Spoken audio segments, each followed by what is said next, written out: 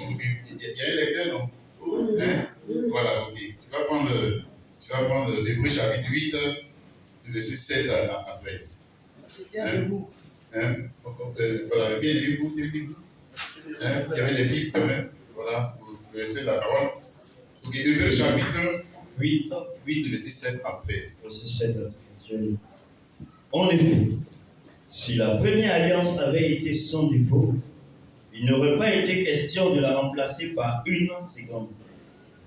Car c'est avec l'expression des blâmes que le Seigneur dit à Israël, voici, les jours viennent, dit le Seigneur, où je ferai avec la maison d'Israël et la maison de Juda une alliance nouvelle. Non comme l'alliance que je traitais avec leur père, le jour où je saisis par la main pour les faire sortir du pays d'Égypte, car ils n'ont pas persévéré dans mon alliance, et moi aussi, je ne me suis pas soucié d'eux, dit le Seigneur.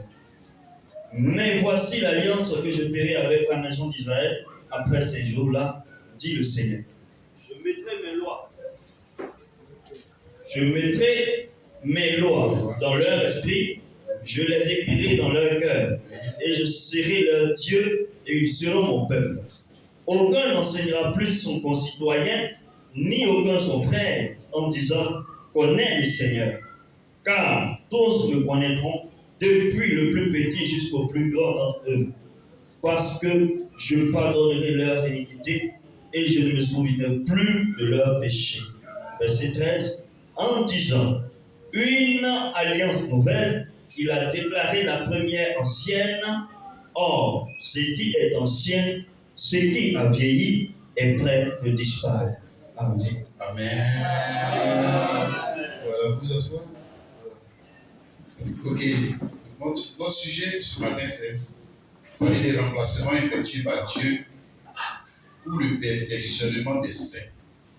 Les remplacements effectués par Dieu pour le perfectionnement des saints.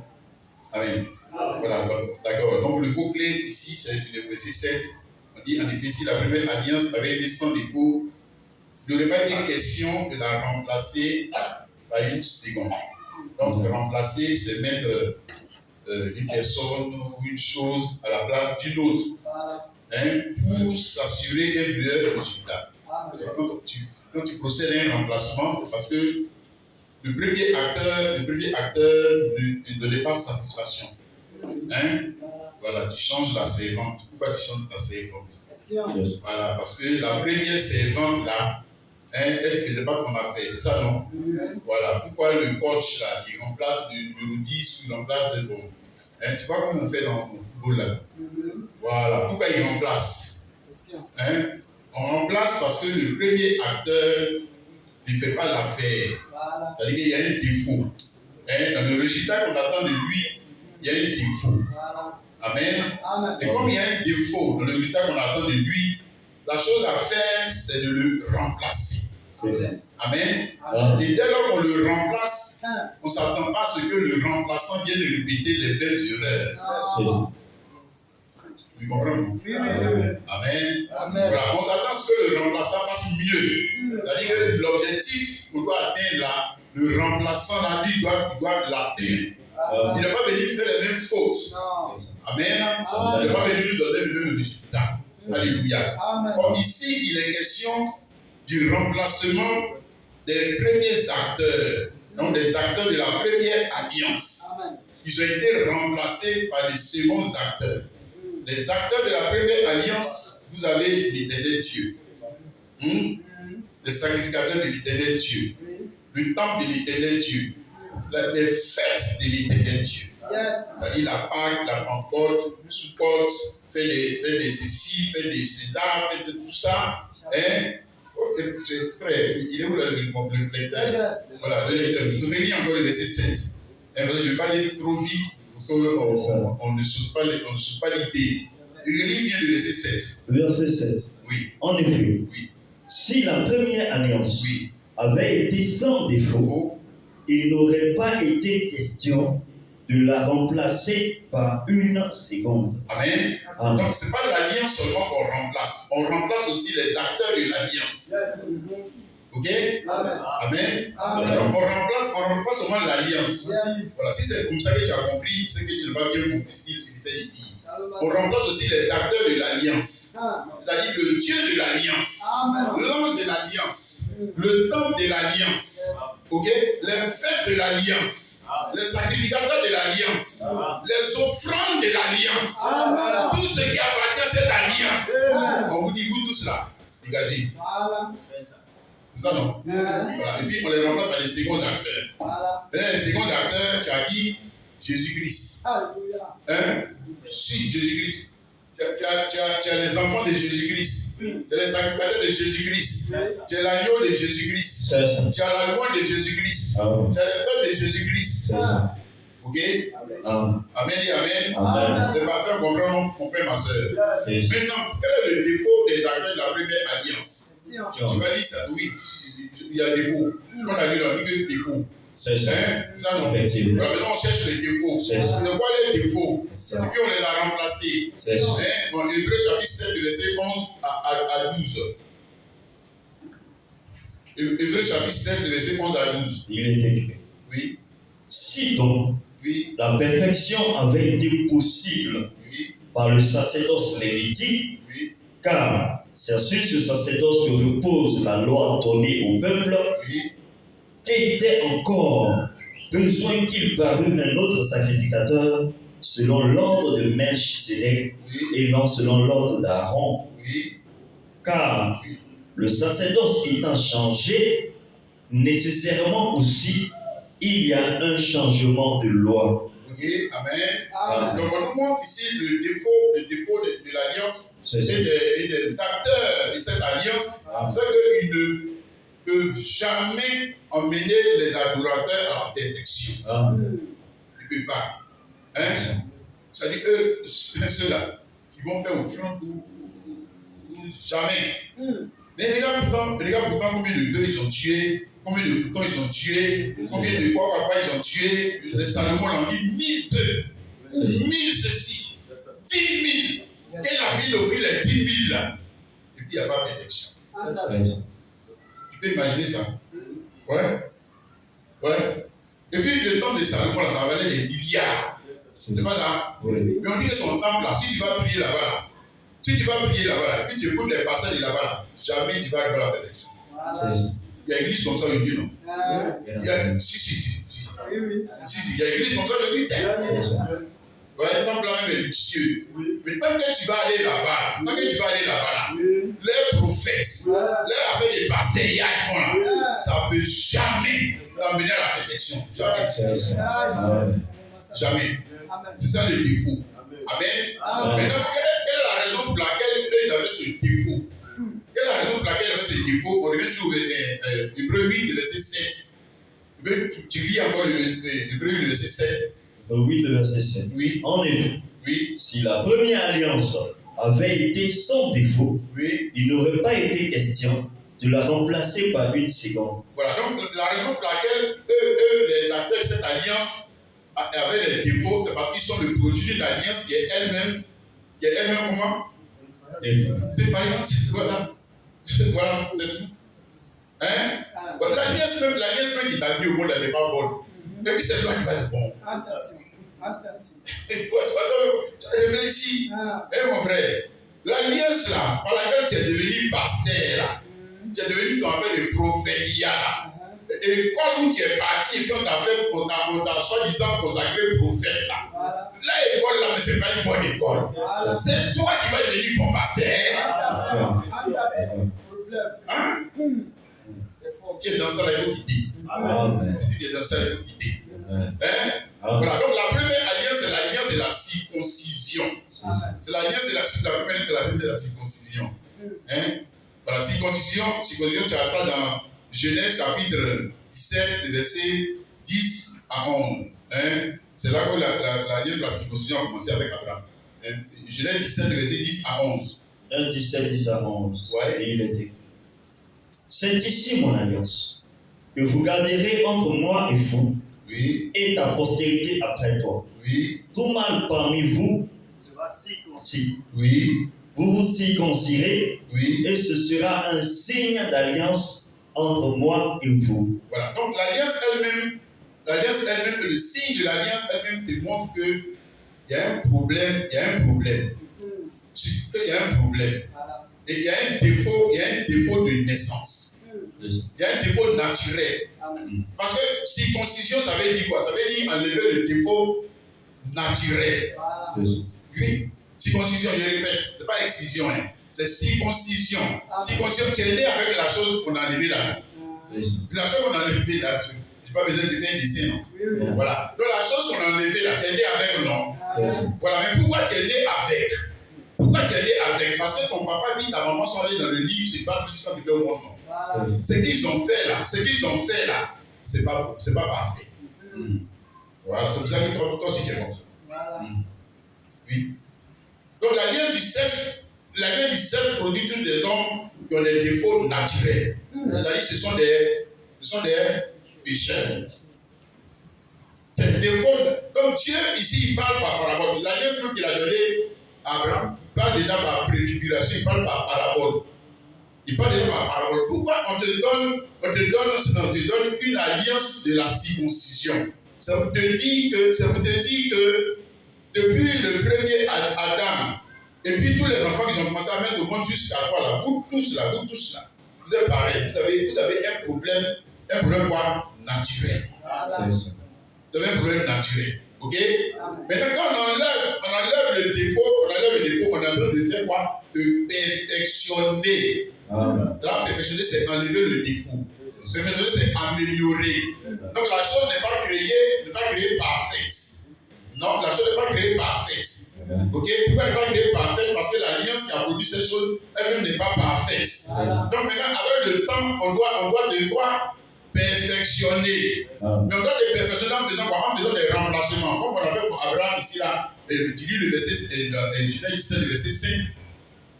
Genèse 17, le verset 5. Oui. On ne t'appellera plus Abraham, Oui. mais ton nom sera Abraham. Voilà. Car je te rends père d'une multitude de nations. Donc il y a eu remplacement dans le nom et la figure de la personne. Ok? C'était Abraham. Et puis après maintenant, on remplace Abraham par Abraham. Tu es d'accord avec ça, non? Voilà, maintenant on te donne la circoncision. C'est-à-dire qu'il ne fait que se répéter. Dieu est un Pythagore. Il ne fait que se répéter. Donc si tu n'as pas compris verset 5 là, verset 10 là, on te montre encore. Et regarde, on a remplacé quelque chose dans la vie de ce monsieur. Ok? On a remplacé son ancien nom par un nouveau nom. Alléluia. On a enlevé le défaut naturel. Amen. Et puis sa femme aussi, c'était un Saraï, non? C'est ça, non? Voilà, maintenant c'est devenu quoi? Donc on a remplacé l'ancien nom par le nouveau nom. Alléluia. Afin qu'il puisse faire quoi? Il puisse avoir Isaac. Oui, c'est pour qu'il puisse avoir Isaac. Donc il puisse faire mieux que leur père.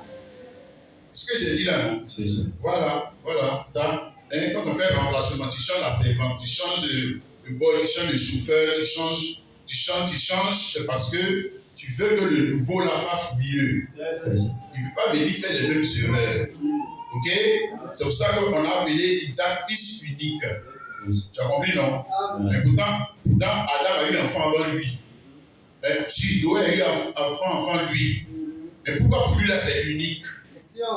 Pose-toi les bonnes questions. Pourquoi pour lui là c'est unique? C'est-à-dire pour lui c'est pas comme pour le premier Adam.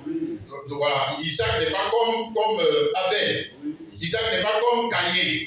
Isaac n'est pas comme Noé. Isaac n'est pas comme les enfants de Noé. Non. Isaac est meilleur. Parce qu'il est fils unique. Amen. Il est une version de l'humanité qui est unique. Mais cette version de l'humanité qui est unique a été possible parce que Dieu a fait des remplacements dans la vie de ses parents afin de produire cet homme qui est unique. Alléluia. Amen et amen. Tu vois ça, les frères et la sœur. Et maintenant, nous, on ne veut pas parler du second d'Abraham. Moi, je veux parler de Dieu. Oui, c'est de Dieu. Ça veut dire que ici, Dieu parle de lui-même. Si Dieu parle de lui-même et puis de toi. Toi, tu es son enfant. Ok? Amen et amen. Donc, Éphésiens chapitre 1, le verset 3 à 5, on va entrer dans la pensée de Dieu. Parce que Dieu lui-même est rentré en nous avec sa pensée. Si. Et Éphésiens chapitre 1, le verset 3 à 5, oui. Je dis, béni soit Dieu, le Père de notre Seigneur Jésus-Christ, qui nous a bénis de toutes sortes de bénédictions spirituelles dans les lieux célestes en Christ. En lui.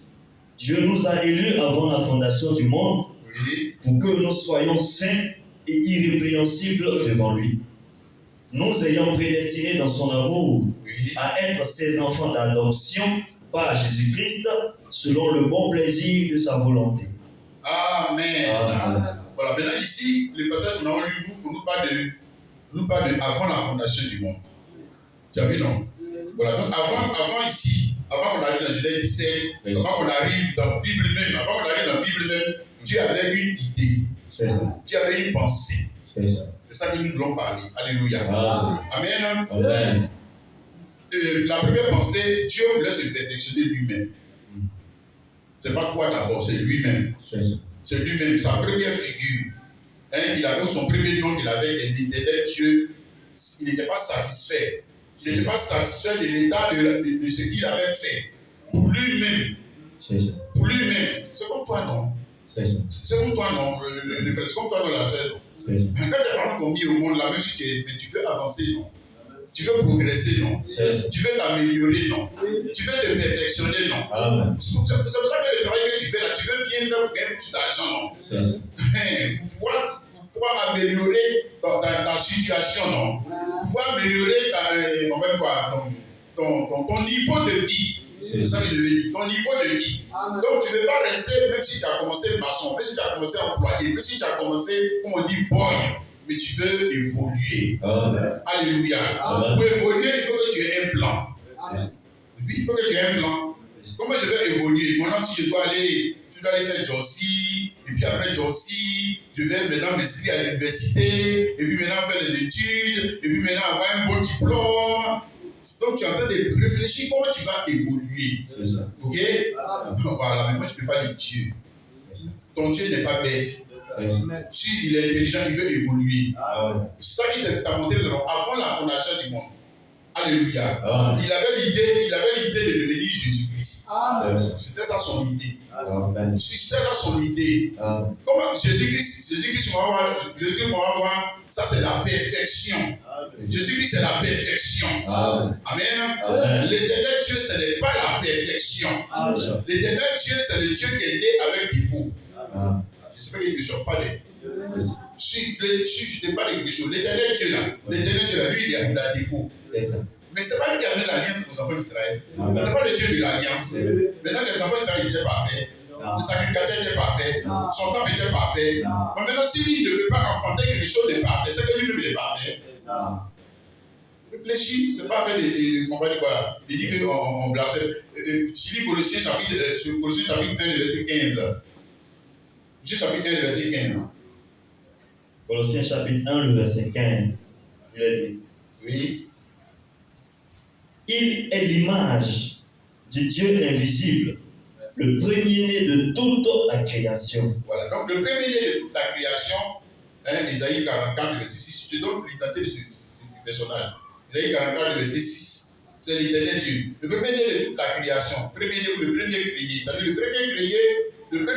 La première création de Dieu, c'est Dieu lui-même. Je te répète, mon frère, la première création de Dieu, puisque Dieu est invisible, il est esprit. Il est esprit, n'est-ce pas? Voilà, s'il se crée un trône, il faut qu'il se crée un corps.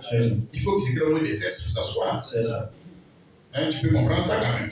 Voilà, il faut qu'il se crée un corps. Il a mis un trône pour faire quoi? Parce qu'il veut s'asseoir. Il faut qu'il s'assoie, il ne faut pas des fesses. Voilà, donc c'est pas d'abord toi, c'est lui. Ok? Isaïe 44, verset 6. Ainsi parle l'Éternel, roi d'Israël et son rédempteur. Voilà. L'Éternel des armées. Je suis le premier et je suis le dernier. Voilà. Et en moi, il n'y a point de Dieu. Voilà. Donc, dédié là, ça c'est, comment on va le voir, Dieu sous une autre figure. Dieu sur nos figures, Jésus-Christ. Maintenant, le premier là, c'est de lui qu'on entend parler. C'est lui qui avait l'idée. Donc, l'éternel Dieu, il avait une figure. Mais une figure imparfaite, un homme imparfait. Il avait un temple imparfait. Il avait des sacrificateurs imparfaits. Pourquoi? Parce que lui-même, il n'était pas encore parfait. Non, il n'est pas encore parfait. Amen. Voilà, donc quand il crée les Adam, quand il crée la terre, quand il crée toutes choses, ces choses ne peuvent pas être parfaites. C'est pour ça qu'Adam est tombé dans le péché. Hein? Oui, c'est pour ça qu'Adam est tombé dans le péché. Non, mais j'espère que tu as compris maintenant. Voilà, si Adam était parfait, est-ce qu'il peut pécher? Non. Alors, il est lui-même le produit de l'alliance qui n'est pas parfaite. Donc lui-même, quand il va faire aussi ses enfants, là, ça devient pas l'empire. Là, ça devient pas l'empire. Premier qui t'a mis, moi, il n'est pas parfait. Toi, il t'a mis au monde, ça fait toi aussi, tu n'es même pas comme lui. Même s'il n'est pas parfait, mais toi-même, tu es encore plus vilain, plus gâté encore. Maintenant, quand toi, tu vas faire tes enfants, donc plus tu fais tes enfants, la vie se dégrade. La vie se dégrade, ça se dégrade seulement. Oui. Ça ne s'améliore pas. Jamais de la vie. Amen. Voilà. Donc, on dit que son idée, c'était qu'il devait perfectionner sa figure, son nom et sa création. Amen. Afin que rien ni personne ne vienne détruire sa création. Parce que c'est ce qui est perfectionné qu'on ne peut plus garder. Ce qui est perfectionné, on ne peut pas garder. Et ça, c'est Jésus-Christ.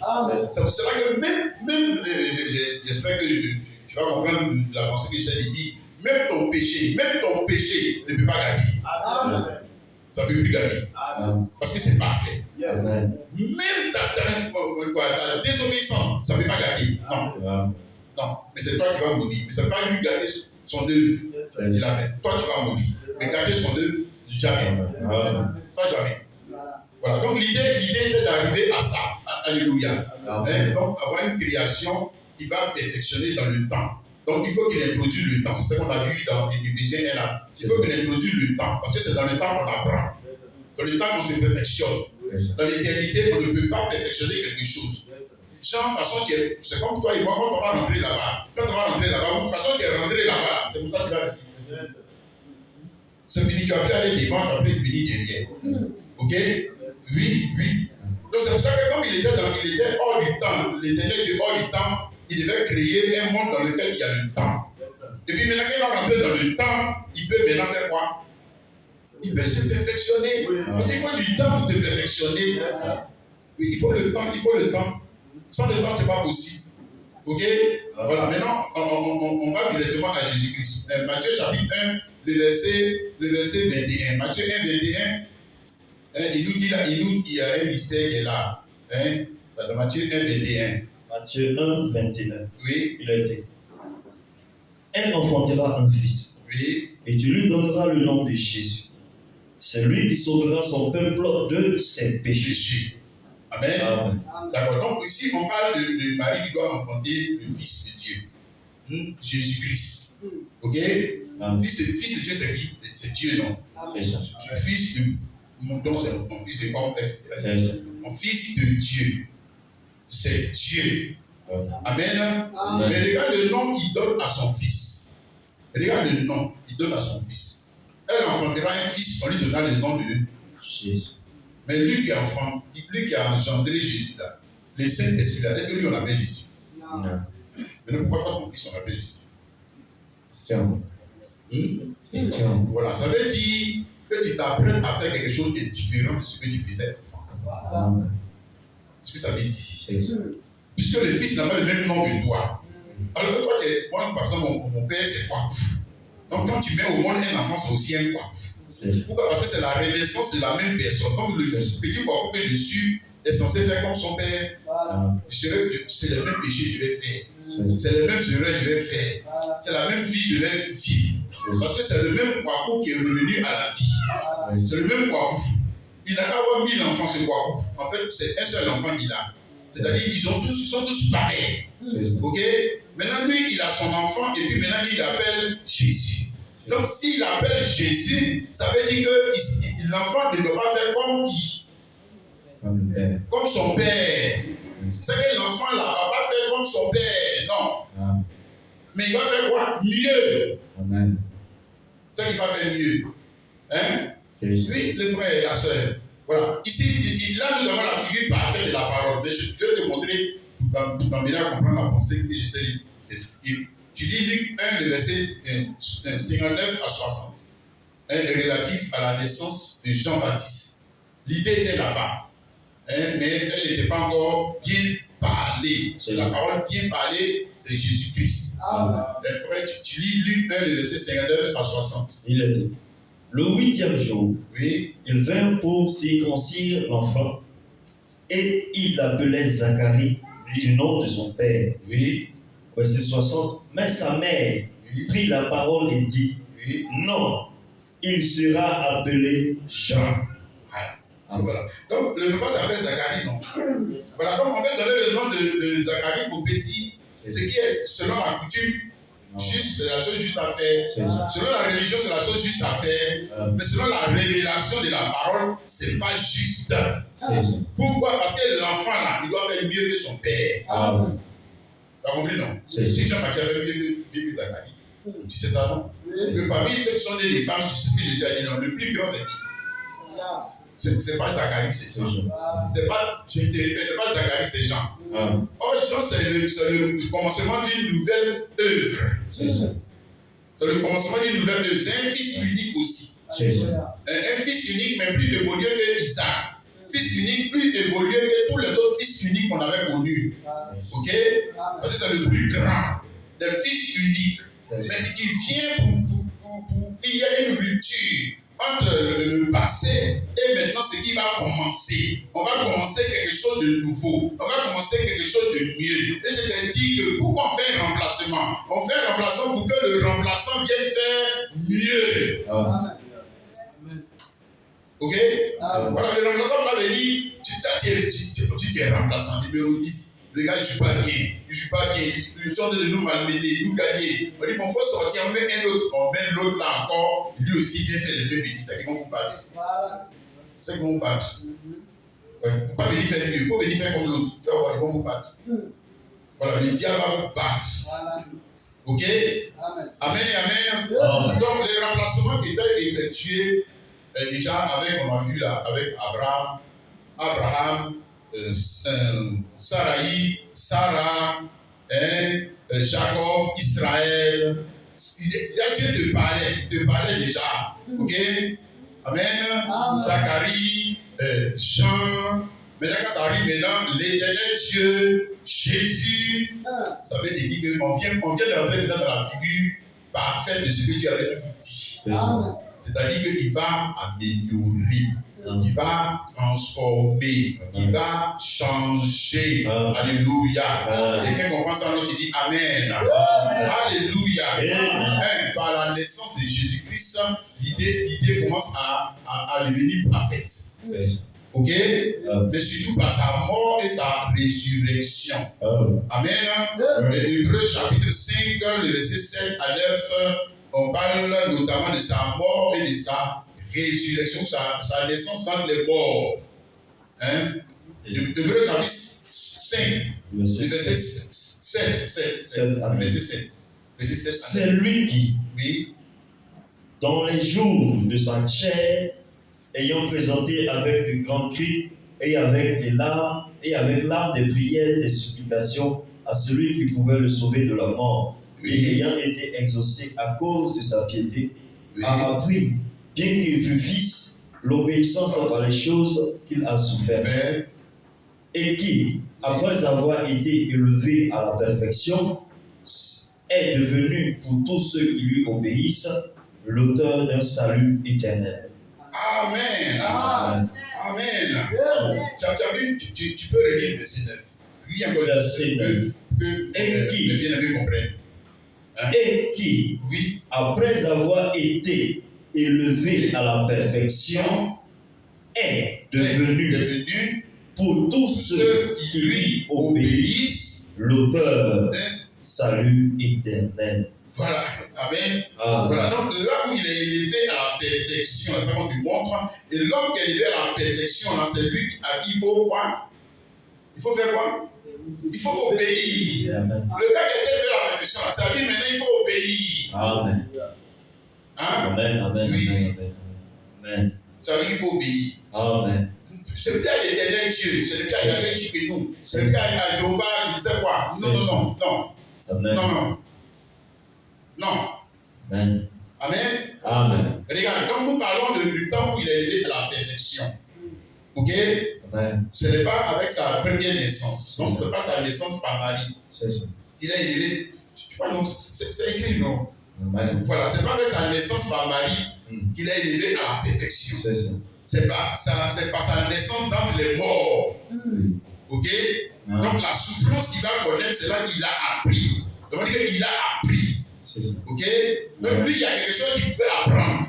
Donc quand tu peux apprendre, c'est que tu peux évoluer. Si tu ne peux rien apprendre, c'est que tu ne vas jamais évoluer. Si tu refuses d'apprendre, c'est que tu ne vas jamais évoluer. C'est ça. Oui? Donc il peut apprendre. Donc plus que lui, il peut apprendre, lui, il peut évoluer.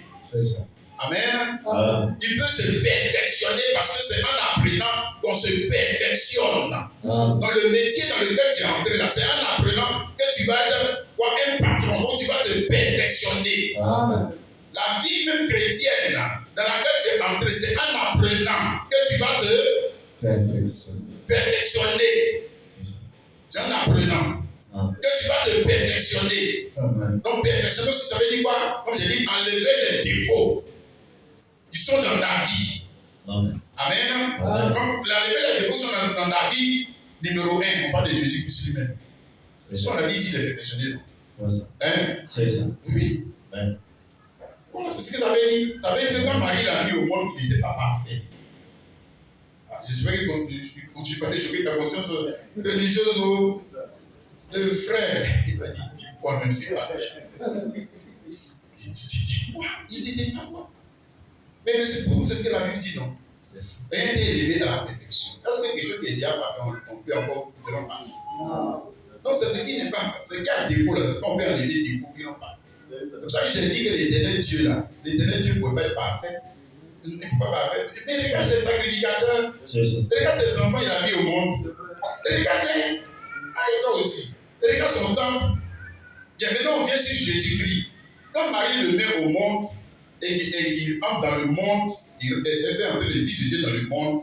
Elle ne fait pas entrer dans le monde un homme parfait. Elle fait entrer dans le monde un homme qui est imparfait. D'ailleurs, on n'a pas circoncis. On n'a pas circoncis le Messie là. C'est ça. On a circoncis, non? C'est ça. Mais circoncis, ça veut dire quoi? C'est pas enlever des défauts naturels. C'est ça.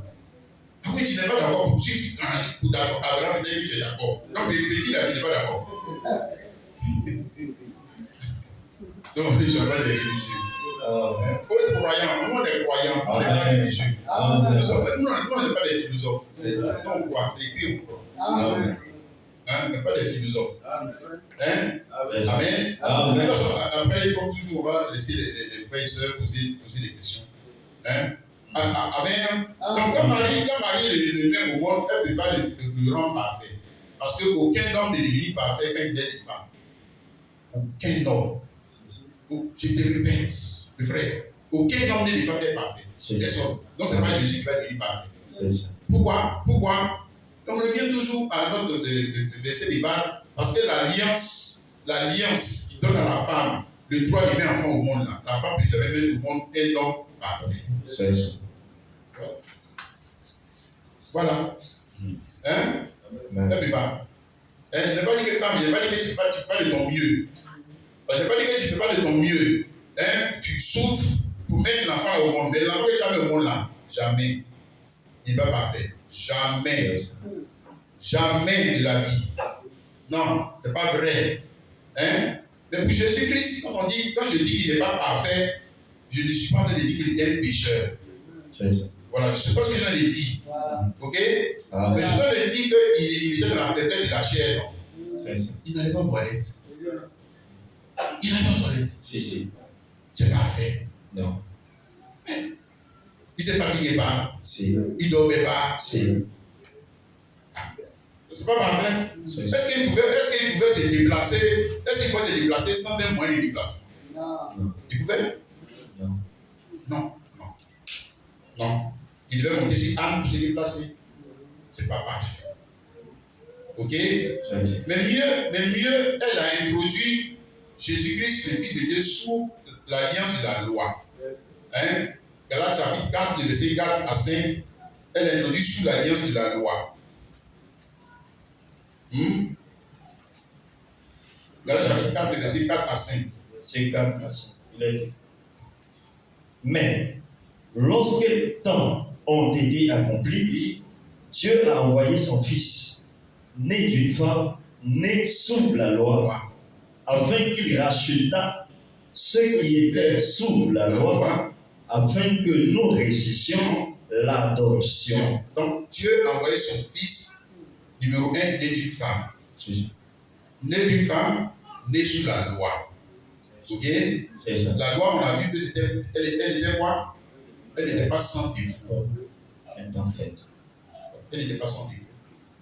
Donc, quand il allait au temple des Juifs là, ça c'est parfait. Hein? Il fêtait Pâques là, ça c'est parfait.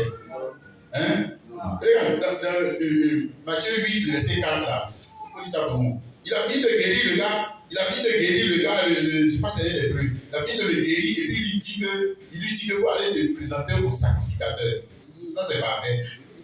Toi-même, tu n'es pas sacrificateur. Hein? Pourquoi tu ne lui dis pas de venir vers toi? Ça c'est parfait. Hein? Matthieu 8, verset 4. Puis Jésus lui dit, garde-toi d'en parler à personne. Oui. Mais va te montrer au sacrificateur. Oui. Et présente l'offrande que Moïse a prescrite, afin que cela leur serve de témoignage. Voilà. Donc il y a des choses qu'il lui dit de faire. Il lui dit, va présenter les sacrificateurs. Mais toi, tu sais qu'il est là, l'église là. Il ne peut pas rien parfait. Et puis il dit d'aller là-bas. Regarde. 2. Et puis tu vas présenter l'offrande que Moïse a prescrite. Donc va faire sacrifice de mouton. Ou bien c'est pas ça. Il lui dit va faire sacrifice de mouton. Ça c'est parfait. Non. Regarde. Et pourquoi c'était comme ça? Parce que lui-même il était sous la loi. Ok? Donc quand dans Matthieu 23, Jésus parle de la dîme là. Jésus parle de la dîme là. Tu vois, c'est là les autres qui vont dire ouais. Jésus m'a même parlé de la dîme. Jésus lui-même là. Jésus lui-même là. Dans ce temps-là, il était encore parfait. Non. Son enseignement était parfait. Non. Si tu me dis qu'il était parfait dans ce cas, pourquoi toi tu ne vas pas me faire sacrifier de mouton? C'est ce que Jésus a dit au gars d'aller faire. Pourquoi tu ne fais pas ça? On va voir parce que où il arrive à la perfection, ce n'est pas avec la naissance par Marie. Ce n'est pas avec la naissance par Marie, c'est par sa naissance dans les morts. Amen. Donc il y a une deuxième naissance. Dans la première naissance, l'introduit comme toi et moi sous la servitude de la loi. Parce que cette naissance, c'était la naissance par une femme. Je te dis, tout homme qui est né d'une femme, il est le produit d'une alliance qui n'est pas sans défaut.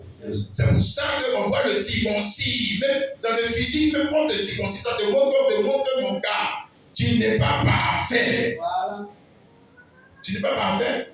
Voilà. Donc son enseignement n'était pas encore parfait. Hein? Amen. Alléluia. Amen. Amen. La figure du Fils de Dieu, celui qui avait les promesses, n'était pas encore parfaite. Amen. Il n'était pas encore parfaite. Non, monsieur, ma soeur. Amen. Amen. C'est pour ça que si tu remarques, quand tu lis ta Bible, tu vas même voir les disciples de Jésus célébrer Noël. Jésus est né. Parce que c'est Jésus-là, il n'était pas parfait. Tu as compris? Non. Il n'était pas parfait. Le sujet d'adoration de l'église de Jésus-Christ, c'est la renaissance de Jésus-Christ dans les morts. Voilà le sujet d'adoration. Ok? Tu peux lire ça pour nous, pour mon frère. 1 Corinthiens 5, verset 7 à 8. 1 Corinthiens 5, verset 7 à 8. 1 Corinthiens 5, 7 à 8. Oui. Faites disparaître le vieux levain, oui, afin que vous soyez une pâte nouvelle, puisque vous êtes sans levain, car Christ, notre Pâque, a été immolé. Célébrons donc la fête, non avec du vieux levain, non avec un levain de malice et de méchanceté, mais avec les pains sans levain de la pureté et de la vérité. Amen. Amen. Alléluia. Amen. Amen. Amen. Nous montre ici le sujet d'adoration de l'Église. Il ne faut pas te tromper, le frère et la soeur. Voilà. La vie de Jésus-Christ n'a pas commencé parfaite. Parce que rien sur la terre ne commence parfait. D'ailleurs, rien dans le monde même ne commence parfait. Tu as commencé ta petite entreprise, la forcer, peut-être tu es dans le garage, peut-être tu es dans les petits trucs. Mais même les Coca-Cola, les grandes entreprises que vous avez aujourd'hui là, tu crois qu'ils ont commencé parfait? Non. Tout ce qui est parfait ne commence pas parfait. Jamais de la vie. Amen. Jamais. Amen. Jamais. Ça commence imparfait. Amen. Amen. Quand on est dans le temps, ça fait ça. C'est que de toute façon, vous allez, même si Dieu t'a dit que tu seras grand homme de Dieu. Mais avant d'arriver dans le grand homme de Dieu, tu vas voir les imperfections. Oui, tu vas subir l'imperfection. C'est ça qui est juste. Amen. C'est ça qui est juste, mon frère, ma soeur. Donc tu vas grandir. Tu vas t'améliorer. Tu vas te perfectionner. Amen. Alléluia. Amen. Et là où il arrive à la perfection, c'est ce que nous sommes en train de parler, donc, de la mort. C'est pour ça qu'il dit que célébrer donc la fête. Puisque notre Pâques a été immolé. Célébrons donc la fête. Amen. Quelle fête? Relative à quoi? Mais c'est à moi sa résurrection. On va dire ça, la fête relative à sa naissance, ça c'est pour les religieux. C'est pour les religieux. Et ils n'ont rien compris. Dans la Bible, ça c'est pour eux. On va continuer dans ça. Mais toi, tu es un enfant de Dieu. Amen. Alléluia. Amen. Mais c'est ton héritage. La parole de Dieu, c'est ton héritage. La révélation de Dieu, c'est ton héritage. Amen. Aucune naissance ne donne un testament. C'est la mort qui donne un testament. Tu sais pas ça. Quand tu dis Nouveau Testament, et puis maintenant tu vas fêter la naissance de quelqu'un. Qu'est-ce que tu vas pas? Hein? Tu dis Nouveau Testament, et puis tu vas fêter la naissance de ton papa. Non. C'est que tu fais la mort. Voilà. Là où c'est que les autres n'ont pas comprendre. La mort, normalement, tu dois être triste. La mort, normalement, tu dois dire papa est mort, mais toi tu danses. Toi oui, parce que toi tu ne fais pas comme les autres, toi tu chantes. Oui, parce que c'est cette mort et cette résurrection qui a fait de toi un héritier. Alléluia. Crois-tu ça, mon frère, ma soeur? Amen. Amen. Tu vas lire encore 2 Corinthiens chapitre 5, le verset 16. 2 Corinthiens chapitre 5, le verset 16. 2 Corinthiens 5, le verset 16. 2 Corinthiens 5, verset 16. Oui. Ainsi, dès maintenant, nous ne connaissons personne selon la chair. Et si nous avons connu Christ selon la chair, maintenant nous le connaissons plus de cette manière. Si nous avons connu Christ selon la chair, quand tu lis la Bible, tu dois voir Christ selon la chair. C'est lui qu'on entend de parler là d'abord, le Christ imparfait. C'est le Christ selon la chair. Le gars qui allait aux toilettes là. Regarde, le gars qui allait aux toilettes là, c'est pas lui que tu pries. C'est ça. Non. C'est celui qui est devenu esprit. C'est ça. C'est lui qui est ton Dieu. Si, selon la chair, est-ce qu'il pourrait partout? Non. Est-ce qu'il pourrait partout? Est-ce qu'il pourrait sauver tout le monde en même temps? Non. Non. Voilà. Si on a connu Jésus selon la chair, maintenant nous ne le connaissons plus de cette manière. Amen. Amen. Donc ce n'est pas la connaissance de Jésus selon la chair qui sauve, mais c'est la connaissance de Jésus selon l'esprit qui sauve. Alléluia. Amen. Maintenant, selon l'esprit là, il est blanc. Non. Selon l'esprit là, il est noir. Selon l'esprit là, il est jaune. Non. Il a une petite tache ici là. Ça veut dire que je le connais. Ça veut dire que tu vois, nous, eux là, ils ne savent pas que Jésus était noir. Et les gens sont dans l'église comme ça. Aïe. Non, tu vois, nous les chrétiens, on les vit comme des enfants. Tu vois, on les vit comme des enfants que n'importe qui peut se faire la vie tromper. Si Jésus était noir, si Jésus était blanc, c'est ça la connaissance de Jésus-Christ. Non. On dit, si on a connu le gars selon la chair, maintenant on ne le connaît plus de cette manière. C'est ça. Donc la manière de le connaître maintenant a changé. Mais qu'est-ce qui a changé cette manière? C'est sa mort et sa... Résurrection. Voilà. Voilà. Alléluia. Donc avec sa mort et sa résurrection, il fait naître, c'est ça qu'il faut parler des remplacements. Un numéro 1, il fait naître de nouveaux acteurs. C'est ça. quand il meurt, il ressuscite là. Parce que lui, il n'a pas ses enfants dans le temps. Lui, il n'a pas ses enfants dans le temps. Il a ses enfants en dehors du temps. Donc, quand il quitte le temps pour passer en dehors du temps, il n'est plus le même Jésus. Il n'est plus le même Dieu. Il n'est plus le même Seigneur. Il est quoi? Perfectionné. Ok? Bien. Maintenant, comme il est perfectionné, ses enfants qui vont amener le monde selon quoi? Perfectionné. Voilà. Amen. Voilà. Donc, ces enfants ne sont pas comme l'éternel Dieu. Non. C'est ça. Non. Ces enfants seront perfectionnés. Parce que l'enfant, c'est la renaissance d'un père. C'est ça. Pour la fille, c'est la renaissance d'un père. C'est le père qui revient en quoi la vie. Tu comprends, mon frère? L'enfant, ce n'est pas un autre personnage. En fait, ce n'est pas un autre personnage. Le premier, là, c'est lui encore qui est revenu. C'est lui qui est revenu à la vie. Ok? Donc, s'il n'est pas parfait, le gars qui l'amène à la vie là, ne sera pas si parfait. Mais dès lors que lui, il passe du temps et pour entrer dans l'éternité, il est parfait, on l'a vu là, et il a été élevé à la perfection. À partir de là, maintenant, il va commencer à avoir ses enfants.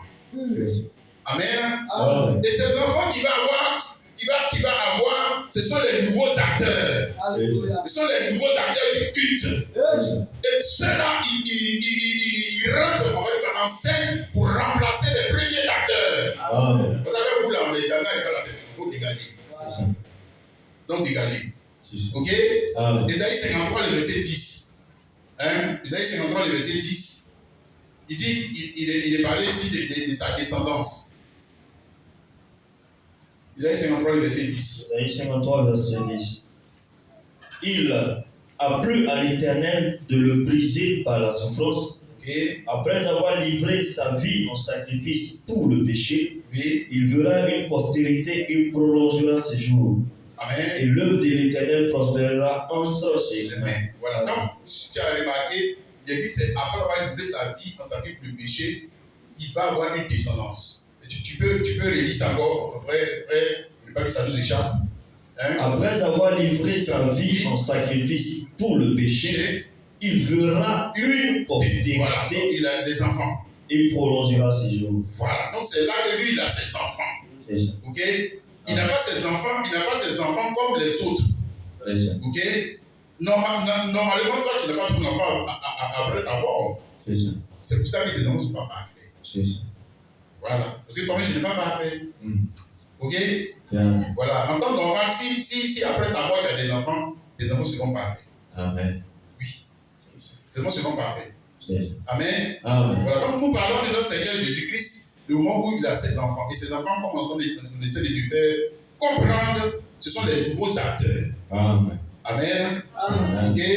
Dans le but de Dieu, tu lis Éphésiens chapitre 4, verset 10 à 13. Éphésiens chapitre 4, verset 10 à 13. Et tu vas voir la particularité de ses enfants. Vous préparez de son sacerdoce. Éphésiens 4, verset 10 à 13. Éphésiens 4, 10 à 13. Oui. Celui qui est descendu, c'est le même qui est monté au-dessus de tous les cieux, afin de remplir toutes choses. Il a donné les uns comme apôtres, les autres comme prophètes, les autres comme évangélistes, les autres comme pasteurs et docteurs, pour le perfectionnement des saints, en vue de l'œuvre du ministère et de l'édification du corps de Christ, jusqu'à ce que nous soyons tous parvenus à l'unité de la foi et de la connaissance du Fils de Dieu, à l'état donc fait, à la mesure de la stature parfaite de Christ. Amen. Donc, ça c'est ici là, nous on est après sa mort. Donc c'est après sa mort, il y a celui qui est descendu, c'est le même qui est monté. Si on a vu ça, non? Donc il parle ici de sa résurrection. Et c'est le même encore qui revient. Mais cette fois-ci, quand il revient perfectionné. Okay? Avec des attributs perfectionnés. Avec une vie perfectionnée. Avec une foi perfectionnée. Avec un amour perfectionné. Avec un sang perfectionné. Tout ce qui est en lui est perfectionné. Et c'est là maintenant il fait naître ces nouveaux acteurs. C'est ce qu'il a dit, il a donné les uns comme ceci, il a donné les uns comme cela, etc. Et j'ai remarqué une chose, le verset du dit pour le perfectionnement des saints. N'est-ce pas? Alors qu'on a vu que pour les autres là, ils peut jamais amener quelqu'un à la perfection. C'est ça. Tu peux relire ça sur Hébreux chapitre 7, le verset 11. Hébreux 7, le verset 11. Hébreux 7, verset 11. Oui. Si donc Oui. la perfection avait été possible Voilà. par le sacerdoce lévitique, Dit que car c'est sur ce sacerdoce que repose la loi donnée au peuple, qu'était-il encore besoin qu'il parût un autre sacrificateur selon l'ordre de Melchisédek et non selon l'ordre d'Aaron? Voilà, c'est bon. Voilà. Donc, on voit ici les deux sacerdoces. Ok?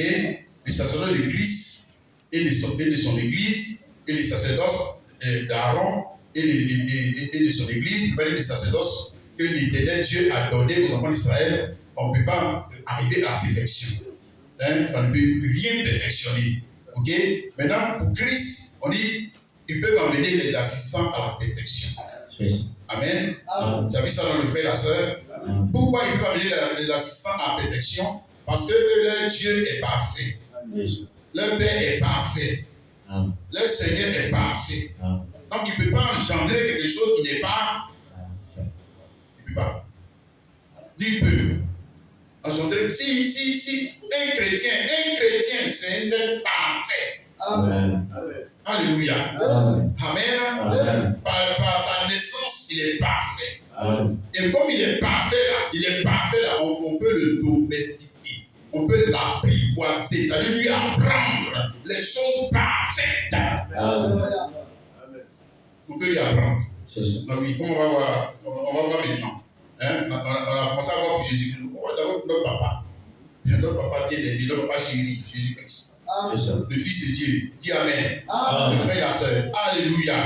Donc, à part le perfectionnement des saints, par le remplacement des choses anciennes par les choses nouvelles. Les choses anciennes, c'est-à-dire les choses qui étaient relatives à l'éternel Dieu, ces choses ont été remplacées par des choses nouvelles, par un homme nouveau, Jésus-Christ, l'homme mort et ressuscité. Je ne répète pas Jésus-Christ que Marie avait au monde. Ce n'est pas de lui dont on parle. Non, on ne parle pas de lui. Ce n'est pas de lui dont on adore. Voilà. Nous, on adore le gars qui est ressuscité. Voilà. D'arriver à la perfection, il a dit que ceux qui lui obéissent, se soumettent à lui, parce que c'est lui qui a l'art d'enseigner la perfection. C'est lui qui a l'intelligence de la perfection. C'est lui qui a la sagesse de la perfection. Donc, c'est lui qui va t'apprendre. Amen. Alléluia. Donc, si les choses ont changé, c'est-à-dire que si la figure des choses anciennes, la figure des choses anciennes ont été remplacées par une figure nouvelle, ça veut dire, mon frère, ma soeur, que les choses de Dieu, là, on ne peut plus les appeler comme on les appelait autrefois. Tu vois bon, c'est non? Oui, la figure des choses anciennes, c'est-à-dire l'éternel Dieu. Comment Dieu? Quelle était la figure de Dieu avant? C'est l'éternel Dieu. La figure du médiateur, quand Dieu des hommes, c'est l'ange de l'éternel. Ok. Quelle était la figure du temple d'avant? La figure géométrique du temple et le nom du temple. Donc on dit, dans leur temps, là, on dit temple.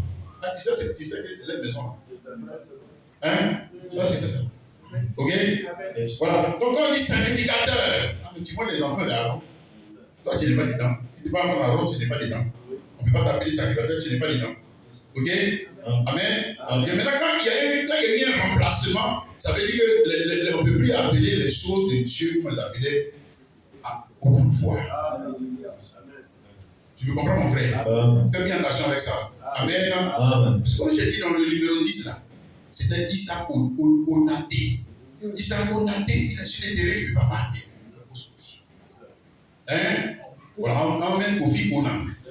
Kofi Konan rentre dans le jeu. Je me dis, le numéro 10, ça c'est qui? Et puis toi, tu dis que c'est Issa Onaté. On va te taper, on va dire, ça va chez toi. Tu vois pas que le nom a changé. Tu vois pas que le nom de. Si, remplacement veut dire que changement de nom. Remplacement veut dire changement de figure. Mais maintenant, temple là, aujourd'hui, temple là, pour toi, temple là, c'est quoi? C'est quoi? Temple là, c'est quoi? Tu vois, c'est là que nous tous là maintenant, on a un problème, on bégaye maintenant. On dit temple là, c'est quoi? Il montre toujours temple de Salomon. On a changé les joueurs. On a changé le temple. On a fait un remplacement. On a mis un nouveau temple à la place de l'ancien temple. Wow. Mais le nouveau temple, tu ne vois pas que c'est toi. Tu ne vois pas. Ah, le frère. On dit Dieu là, c'est qui? Il dit non, c'est qui? Il s'appelle Jéhovah. Comment il fait qu'on s'appelle Jéhovah? On dit on a remplacé. Alléluia. On a mis qui? Jésus-Christ. Jésus-Christ, monsieur. Donc, figure, non est changé. Amen. Romains 8, le verset 17. Je demande ça. Romains 8, le verset 17. Romains 8, 17. Romains 8, 17. Oui. Or, si nous sommes enfants, nous sommes aussi héritiers, héritiers de Dieu et co-héritiers de Christ. Si toutefois nous souffrons avec lui afin d'être glorifiés avec lui. Amen. Voilà, donc si nous ne sommes pas seulement enfants de Dieu, c'est ce qu'il avait dit. Nous ne sommes pas seulement enfants de Dieu. Le frère et la soeur, tu n'es pas seulement enfant de Dieu. Est-ce que tu sais ça? Numéro 2, tu es quoi? Tu peux dire encore? Or, si nous sommes enfants, oui, nous sommes aussi héritiers. Héritiers de Dieu et co-héritiers de Dieu. Arrête de faire les héritiers là. On va bien chuter plus tout ça pour vous dans notre tête. Voilà. Héritier là c'est quoi? On va faire comme à l'école. Héritier ça veut dire quoi? Héritier ça veut dire quoi? Oui, ma soeur.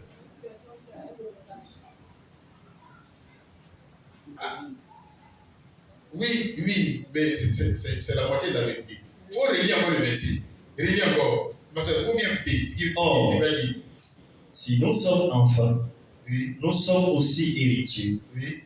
Héritiers de Dieu et co-héritiers de Christ. Voilà, héritier de Dieu, ça veut dire quoi?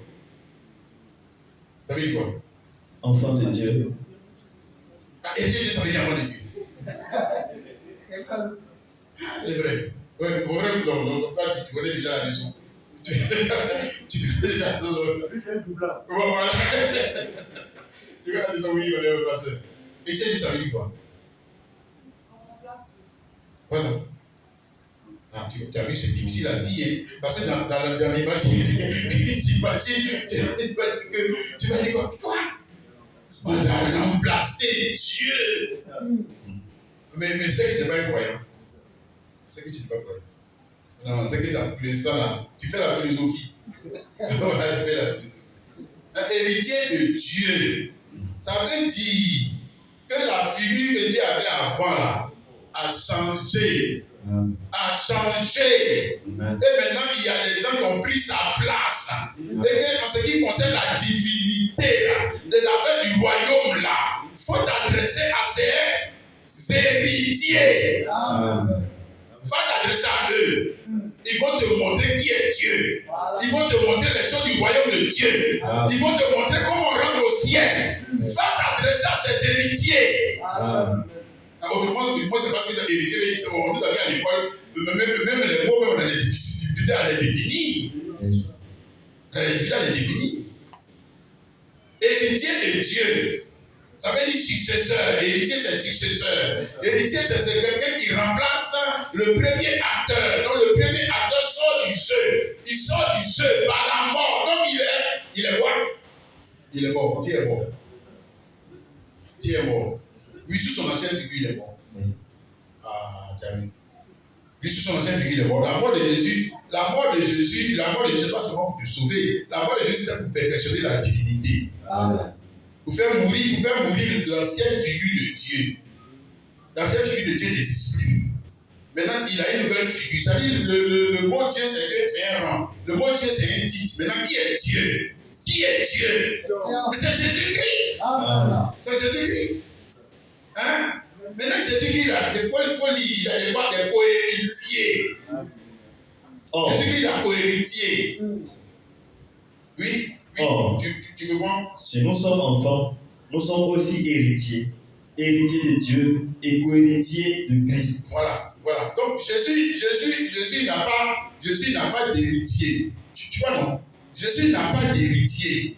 Non, Jésus, c'est l'éternel Dieu qui a héritié. Elohim, Yahvé, comment toi tu l'appelles là? C'est lui qui a héritié. Donc lui, il a dégagé, il a quitté la scène. Puis il a laissé la place à son fils et sa descendance. Amen. Voilà. Maintenant, c'est la descendance, c'est-à-dire toi et moi. Toi et moi, nous sommes co-héritiers de Jésus-Christ. Parce que Jésus-Christ, lui, il est quoi? Le dernier. Il est le dernier. C'est-à-dire qu'il n'y a pas son remplaçant. Il n'y a pas. Le dernier, Dieu, lui, il est le premier. Mais Jésus, c'est le dernier. Amen. Le dernier. Amen. Donc, la dernière figure de Dieu. Sous laquelle Dieu devient parfait. C'est qui? Mais c'est Jésus-Christ. Amen. C'est Jésus-Christ. Donc il est passé d'une forme à une autre, avec sa mort et sa résurrection. Il est passé d'une forme à une autre, mon frère chrétien. Amen. Amen. Et j'insiste, maintenant là, comment tu vas désigner les choses de Dieu? Parce que c'est là qu'on va voir si tu as compris le salut et la rédemption ou la vie chrétienne. Toi tu appelles, tu dis, temple, toi tu appelles, toi temple c'est quoi? C'est quoi temple? Si tu continues de monter l'ancien temple, c'est parce que tu n'as pas encore bien compris la parole de Dieu. Tu n'as pas bien compris. Hein? Oui. Amen. Amen. Si tu continues de monter l'ancien figure de Dieu, l'éternel Dieu, Elohim, Jéhovah, mon chien, Rapha, tout ça, et tu ne vois pas Jésus-Christ, c'est parce que tu n'as pas bien compris. Voilà. Tu n'as pas encore bien compris. Amen et amen. Amen. Mais mieux si tu ne te montres pas toi-même, si tu ne te montres pas toi-même, en tant que temple, mais en tant que toi, co-héritier, c'est que tu n'as pas bien compris. Ce qu'on veut te dire là, pour l'instant c'est difficile pour toi d'accepter. Pour toi c'est difficile parce que tu te dis que non, les religieux ne nous ont jamais dit ça. Nous n'ont jamais dit ça. Nous n'ont jamais dit ça. Regarde par exemple, quand Jésus, après sa mort, sa résurrection, Matthieu 28, le verset 18. Matthieu 28, le verset 18. Matthieu 28, le verset 18. Matthieu 28, Le verset 18. verset 2. Car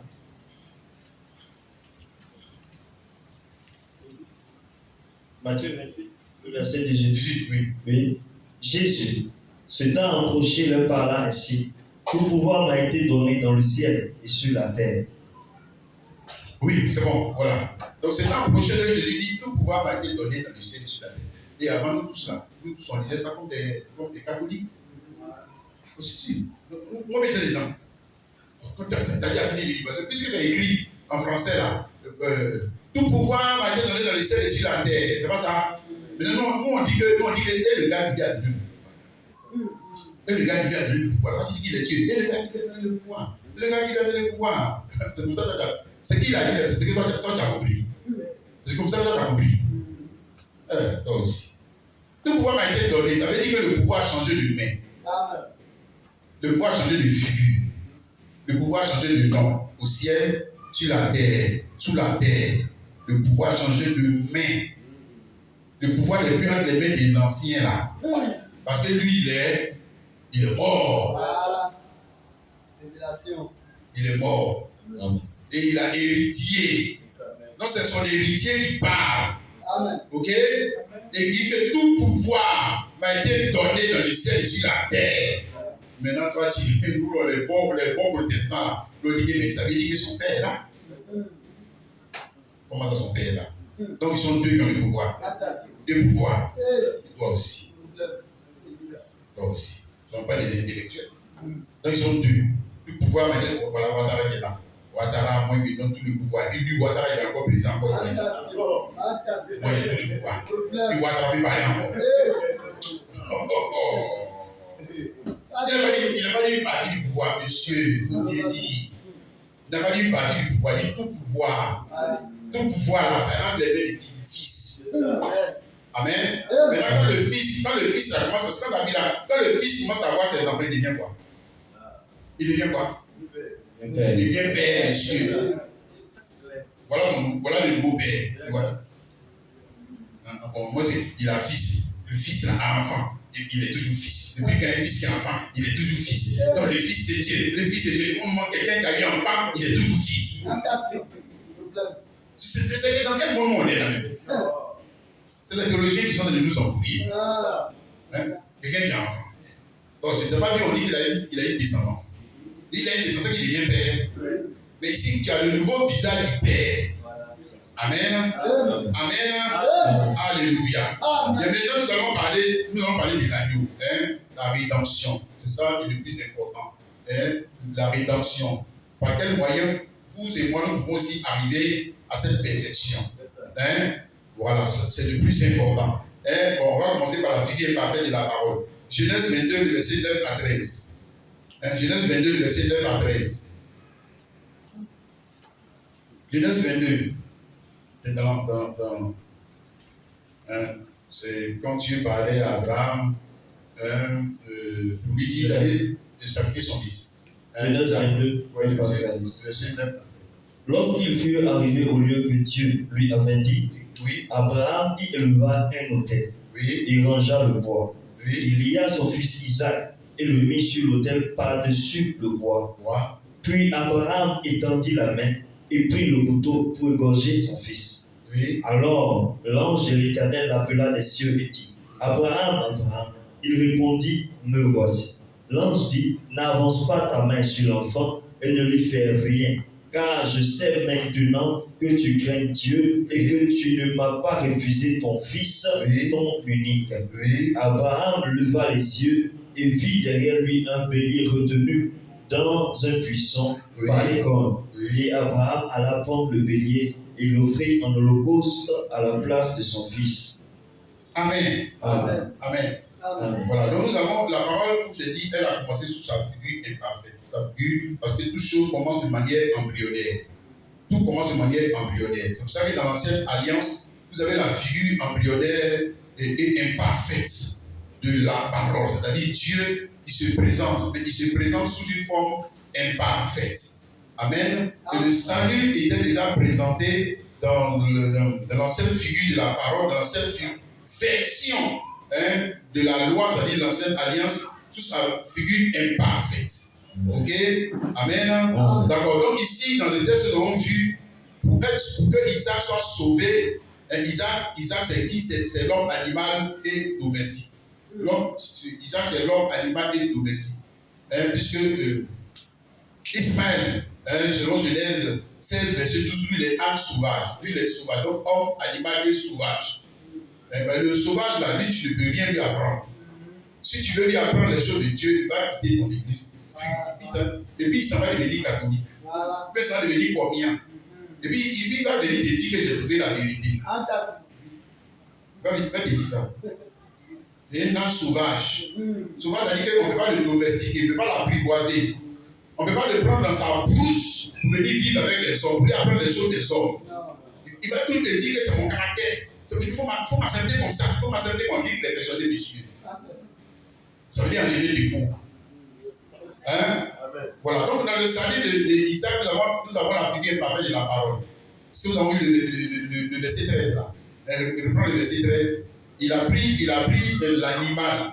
Verset 13. Oui. Abraham leva les yeux et vit derrière lui un bélier retenu dans un buisson par les cornes. Et Abraham alla prendre le bélier et l'offrit en holocauste à la place de son fils. À la place, donc ici il y a eu remplacement.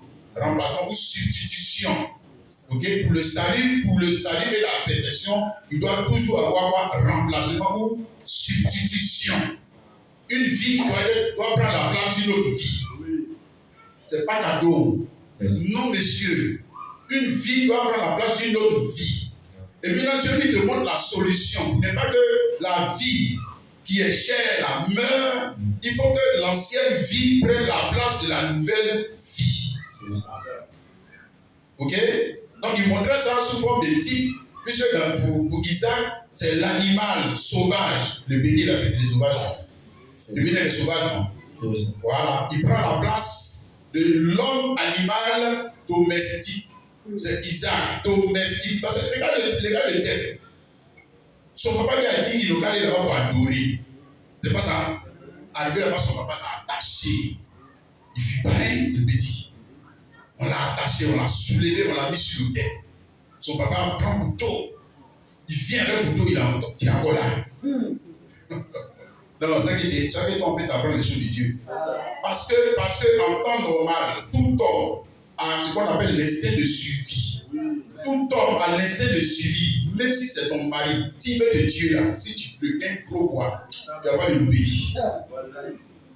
Si tu veux qu'il veut te tuer, non. Tu ne vas pas rester là, te tuer. C'est pas vrai. C'est pas vrai. Si tu peux te sauver, tu vas te sauver. Mais si tu peux te défendre, on va dire légitime défense. Ça veut dire que le gars voulait te tuer, toi tu l'as tué. Toi tu l'as tué. Et puis, pour nous les hommes, on dit que c'est normal. Hein? Mais regarde Isaac. C'est dit le domestique. On le prend par aller là-bas, par aller le tuer. Ok? Et puis il reste calme. Il ne bouge pas, il ne fuit pas. On envoie un couteau. Juste là, on fait sa gorge. Il ne dit pas, mais papa, tu veux faire quoi? Non, Dieu me tuer. Il a giflé le vieux. Descend de l'hôtel, fuit. Avec sa vie misérable là. Oh oui, c'est ce qu'ils font dans les églises. Quand tu veux le tuer, quand tu veux le changer, quand tu veux enlever son ancienne vie, il fuit. Le sauvage fuit. Il va dans l'église où on ne prêche pas quoi. Il va dans l'église où on ne prêche pas l'énoncement. Il va dans l'église où on ne prêche pas la mort du vieil homme. Il va aller là-bas. Il dit que l'autre côté là, c'est trop compliqué. L'autre côté là, le passage est trop compliqué. C'est quelle église comme ça? C'est quelle église ça? C'est quelle église ça? Et on ne peut même pas se rendre d'elle. C'est quelle église ça? On ne peut pas faire les choses du monde. C'est quelle église ça? C'est quelle église ça? Il faut partir là où on va te perfectionner. Tu vas voir à la fin ce qui va t'arriver. Il faut aller. Fuis. Fuis. Il ne faut pas rester là, on va te dompter. On va t'apprivoiser. On va t'enseigner à te soumettre. Même quand ça te fait mal. Même quand ça te fait mal. Tu crois que Dieu va te traiter comment?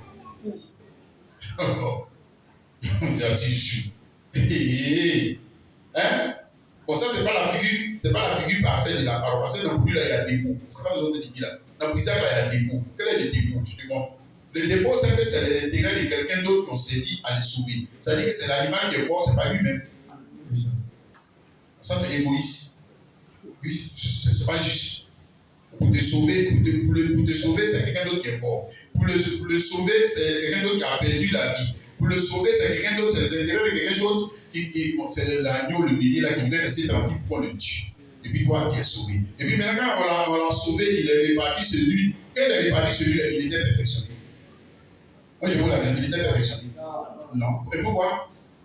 Parce qu'il n'est pas mort. Tu dis que je ne suis pas mort. Je ne suis pas mort. On va arriver là. C'est vrai, nous sommes venus ici, témoignage. J'étais dans la voiture. Quand il y a eu l'accident, ouf. Et puis je ne suis pas mort. Tu es venu rendre témoignage ici. C'est pas ça. Mais ce qui vient de se passer là, est-ce que c'est juste? Tu as vu? Ce qui vient de se passer quand tu es venu nous rendre témoignage là, ici, est-ce que c'est juste? Tu es revenu encore avec ta même vie à venir nous embêter.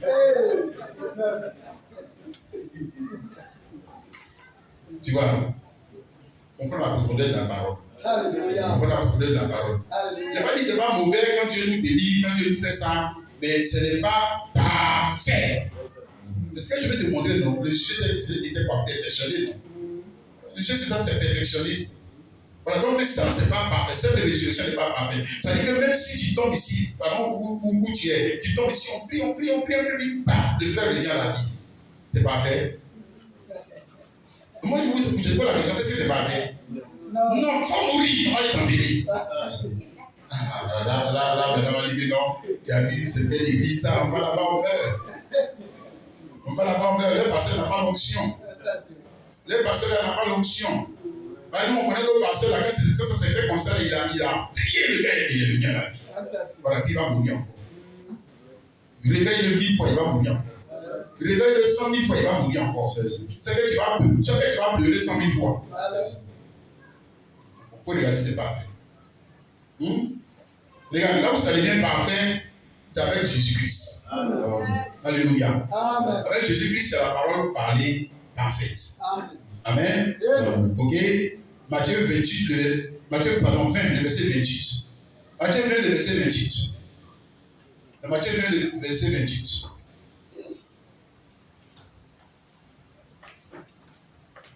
Matthieu 20, le verset 28. Il a dit: c'est ainsi que le Fils de l'homme est venu. Oui. Non pour être servi, mais pour servir, donner sa vie comme la rançon de plusieurs. Voilà. Et donner sa vie comme la rançon. La rançon, c'est le prix qui est payé pour la délivrance des captifs. C'est ça. Ok? Voilà. Donc sa vie va servir de rançon. Mais c'est quelle vie qui a servi de rançon? C'est ça que je suis en train de parler. C'est quelle vie qu'il a donnée en sacrifice? Non, ce n'est pas la vie perfectionnée qu'il a donnée en sacrifice. Je répète, ce n'est pas la vie perfectionnée qu'il a donnée en sacrifice. Non, c'est la vie imparfaite qu'il a donnée en sacrifice. Amen. Voilà.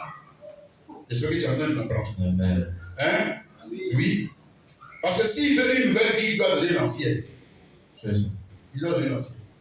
Il ne peut pas avoir les deux. Tu veux une nouvelle vie, plus perfectionnée, plus glorieuse, dans laquelle il n'y a plus de promesses, viens, donne l'ancienne. Tu n'as pas dit que tu es un homme nouveau, donne l'ancienne. Donne l'ancienne. Envoie si tu crois que tu es un homme nouveau. Donne l'ancienne. Donc, on commence par ton papa Jésus-Christ. Hein? Voilà, jamais un élève, vous connaissez, non? Tu ne vas pas lire. Hein? Voici l'agneau de Dieu qui ôte le péché du monde. Ok? Voilà, c'était agneau, c'est pas animal. Oui, c'est pas ça. C'est ça. C'est animal, mais là c'est animal domestique. Animal domestique plus parfait que les autres animaux domestiques. Lui, il est plus. Parce que lui aussi, il est là à la croix. Hein? Et puis il est resté tranquille. Ils l'ont trempé. Ils l'ont tapé. Il n'a pas vu. Il n'a pas vu. Ils l'ont tabassé comme une façon matérielle. Quelqu'un. Et puis le gars doit dire que non, Dieu, tu n'es pas avec moi. Ils l'ont tapé. Puis il est resté tranquille. Donc, il pouvait faire les choses de Dieu parce qu'il était l'animal domestique. Il était le domestique. Hein? Amen. Maintenant, quand il a donné sa vie ancienne, sa vie imparfaite, c'était pour avoir une meilleure vie. Et quand avec cette meilleure vie, comme on dit, il peut donner cette meilleure vie à ses enfants. Amen. Maintenant, il donne cette meilleure vie à ses enfants pour que ses enfants fassent aussi quoi? Hein? Ses enfants n'ont pas fait quoi maintenant? On a fini avec Jésus, on vient maintenant sur toi. Ok? Oui, il est ressuscité avec une meilleure vie. Et puis maintenant, il vient rentrer en toi. Christ en quoi? Puis il rentre en quoi? Ça vous fait quoi? Oui, pasteur.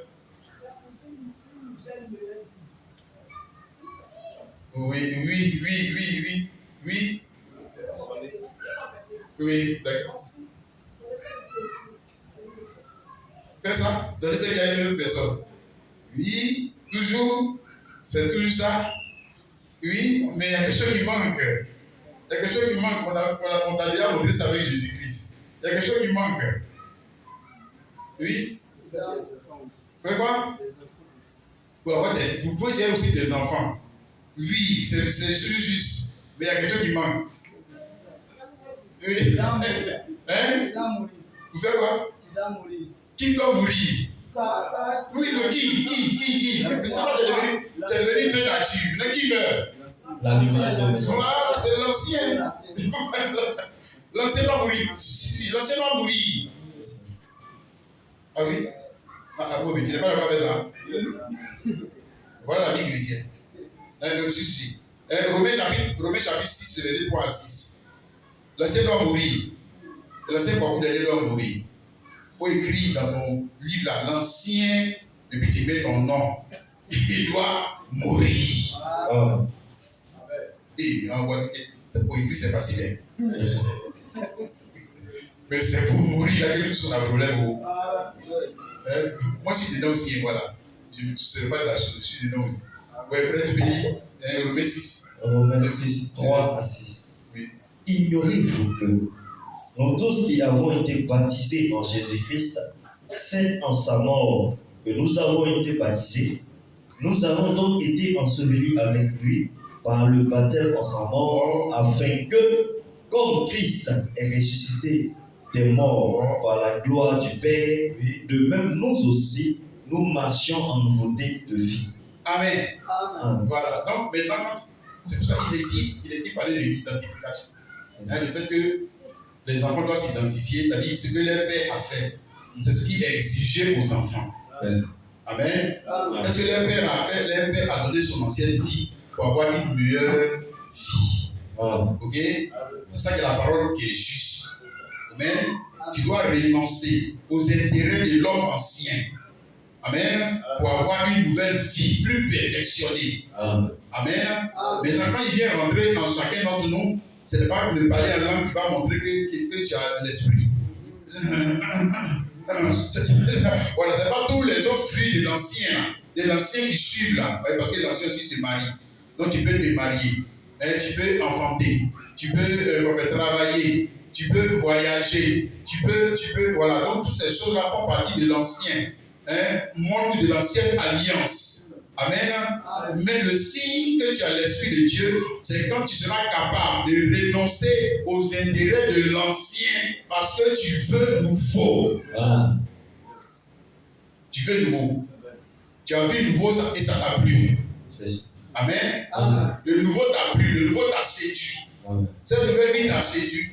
Et cette nouvelle vie-là, quand tu veux aussi la posséder, tu veux aussi l'avoir. Parce que tu sais que cet homme nouveau-là, c'est lui qui a l'espérance de la gloire. Cet homme nouveau-là, c'est lui qui a un lendemain meilleur. Cet homme nouveau-là, c'est l'homme de l'avenir. Et que l'homme ancien, dès lors que Jésus est mort, l'homme ancien, il est condamné à disparaître. Condamné. Il va disparaître. Parce que quand la mort physique va venir, il ne va pas disparaître. Tu ne vas pas perdre. Voilà. Donc comme il voit qu'il y a un danger qui vient, la mort va venir. Et comme la mort va venir, lui arracher le mariage, lui arracher le mari, lui arracher la femme, lui arracher sa voiture, lui arracher sa maison, lui arracher tout. Et qu'un jour, il sait qu'il va tout perdre, alors il a compris qu'il faut qu'il ait le nouveau. Parce que c'est le nouveau qu'on ne peut pas perdre. Alors maintenant, il doit accepter de renoncer aux intérêts de l'ancienne vie. Il doit accepter.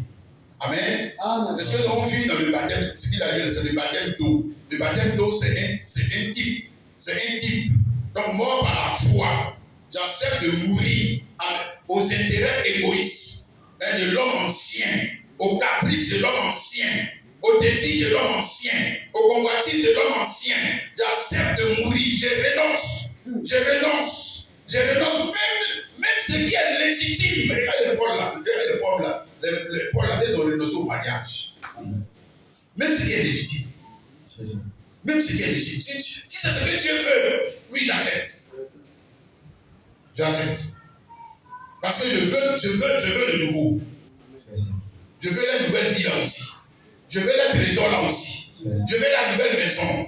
Je veux le nouveau palais. Je veux la nouvelle chaussure. Je veux le nouveau habit. Je veux la nouvelle gloire. Que j'ai vu une gloire. Que j'ai vu quelque chose qui ne finit pas. Que j'ai regardé, j'ai vu qu'il y a une vie qui ne finit pas. Je veux cette nouvelle vie. Donc, comme je veux cette nouvelle vie, d'ailleurs, on dit enlève le nouveau de l'ancien vêtement. Enlève. On dit enlève le nouveau ancien vêtement, on va déporter le nouveau. Il dit, je ne l'écoute pas. Mais moi, je ne suis pas venu pour ça. Moi, je suis venu pour me marier. Moi, je suis venu pour voyager. Moi, je ne suis pas venu pour ça. Non. Moi, je ne suis pas venu pour ça.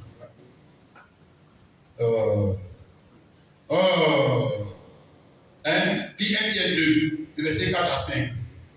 1 Pierre 2, le verset 4 à 5. 1 Pierre 2, le verset 4 à 5. 1 Pierre 2, le verset 4 à 5. Il est écrit. Oui. Il est écrit.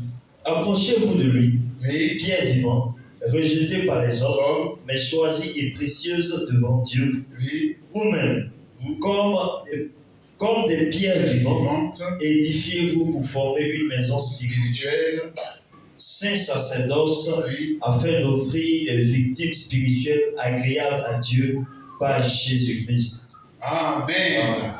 Amen. Amen. Voilà, maintenant, on a vu que dans ce fil de la parole, la victime n'est pas appelée victime spirituelle. L'animal sauvage, l'animal appelé victime spirituelle, dans l'ancienne alliance, on dit victime. Bon, maintenant, pour nous, on dit victime spirituelle. Victime spirituelle. Non, qui sera victime? On va dire quoi, de cette grâce que Dieu a faite. Qui sera victime de l'appel? Qui sera la victime? Oui, il y a quelqu'un qui va mourir. Il y a quelqu'un qui ça ne va pas plaire. Il y a quelqu'un qui va subir les torts. Il y a quelqu'un qui va subir les dommages. Mais qui va subir les torts et les dommages? C'est l'ancien Daniel. C'est lui. Amen. Hein? J'espère que quand ça va commencer à t'arriver, tu vas pas dire ça. C'est quelle église ça? Jésus n'est pas mort.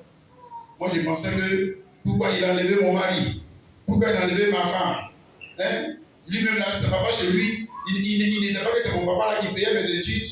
Il ne sait pas que c'est comme si, c'est comme ça. Hein? Moi, je suis fâché, je ne viens plus à l'église. Voilà.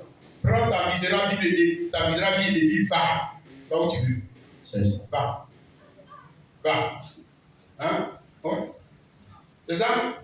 Yes. Ici, on parle ici de victime spirituelle. La victime ici, la victime de l'amour, la victime de l'amour que tu auras pour Jésus, c'est qui? C'est l'homme ancien.